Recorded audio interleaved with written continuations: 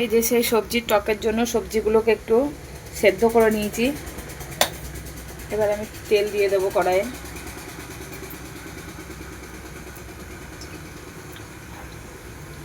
একটুখানি সর্ষের তেল, এর মধ্যে ফোড়নে দেবো তেজপাতা, শুকনো লঙ্কা আর পাঁচফোড়ন আর একটু সর্ষে।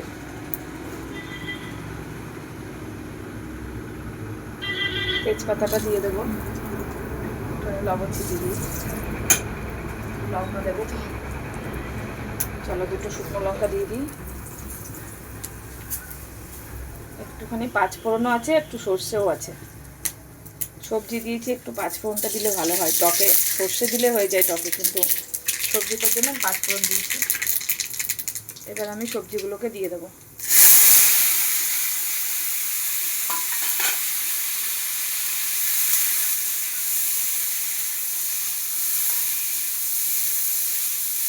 গাজর, মূলো, বেগুন, আলু আছে একটু,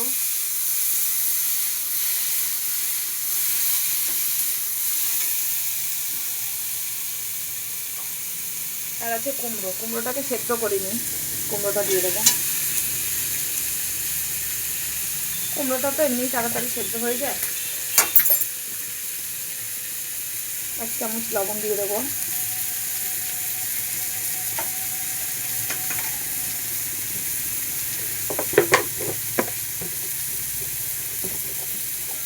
খানিকটা হলুদ,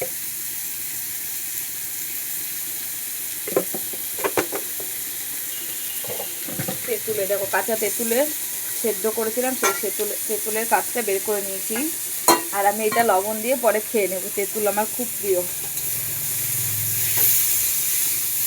সব টকের মধ্যে তেঁতুলটা আমার প্রিয়। তাই তেঁতুল যখনই টক হয়, তেঁতুলের বীজগুলো আমি ফেলি না, একটু একটু তেঁতুল লেগে থাকে, ওটাকে আমি লবণ দিয়ে খেয়ে নিই।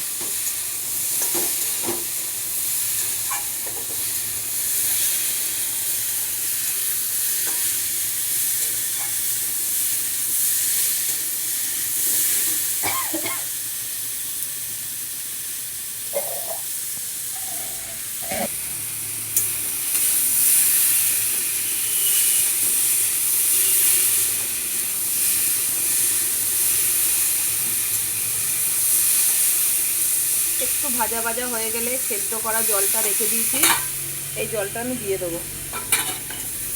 আর এক্সট্রা জল আর লাগবে না।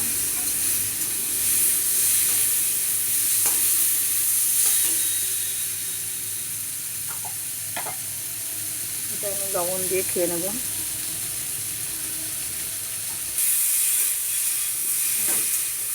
ভাজা হয়ে গেছে, এবার আমি জলটা দিয়ে দেবো, গরম জলটা, সেদ্ধ সবজির জল এটা।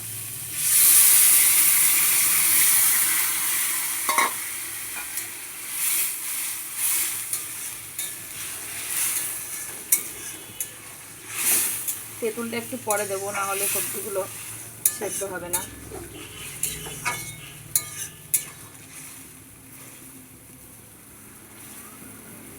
এবার ঢেকে দিয়ে 5 মিনিট পরে আসছি।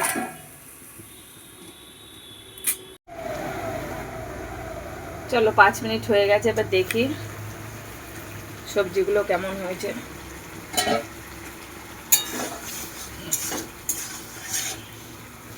হ্যাঁ, সেদ্ধ হয়ে গেছে। এবার আমি টকটা দিয়ে দেবো।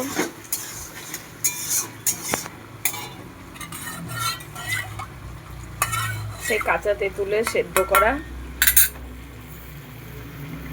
করে তেঁতুলের কাজটা বের করে নিয়েছি।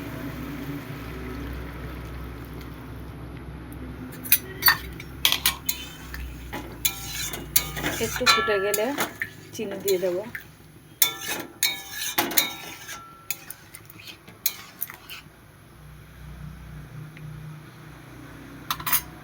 ফুটে আসলে আমি চিনিটা দিয়ে দেবো। চলো এবার চিনিটা দিয়ে দিই। এতটা দেবো না,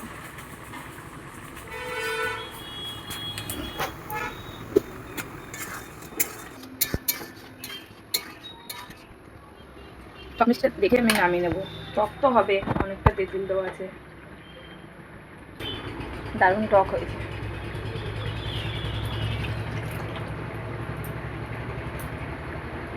আর অল্প একটু মিষ্টি দিয়ে দেবো।